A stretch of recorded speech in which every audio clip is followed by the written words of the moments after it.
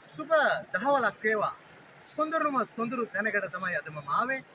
මාතර දිස්ත්‍රික්කයේ දෙල්ලව රක්ෂිතයේ තියෙන සුන්දර දෙල්ලව රක්ෂිතයේ තියෙන සුන්දරම සුන්දර දිය පහස ලබා ගන්නා තැනකටයි මම ආවේ. ඇඳවල. මොකද්ද මේ ඇඳවල කියන්නේ? ඉතින් මේ ඇඳවලේ කතාව තමයි අපි මේ කියන්න හදන්නේ. යම්කිසි කෙනෙක්ට මේ ප්‍රදේශයේ ඉන්න සිහිනෙන් රත්තරන් ඇඳක් දැකලා තිබෙනවා.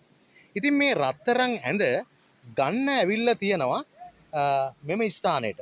මේ ස්ථානයට එනකොට කිසියම් කෙනෙක්ට කියන්න නැතුව තමයි රහසිගතව ඉන්න ඕනේ. නමුත් මේ පුද්ගලයා ඇවිල්ලා තියෙන්නේ සියලු දෙනාටම පවසලා තියෙනවා මම රත්තරන් ඇඳක් සිහිනෙන් දැක්කා.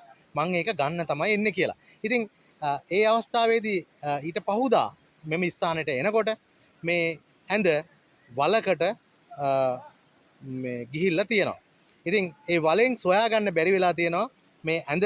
ඒ නිසා ඇඳ ගිය වල ඇඳ වල කියලා නම් පට බැඳුනා. ඉතින් ඔබත් එන්න ඊටාම සුන්දර තැනකට අපි හමු වෙමු ඇඳගලේදී.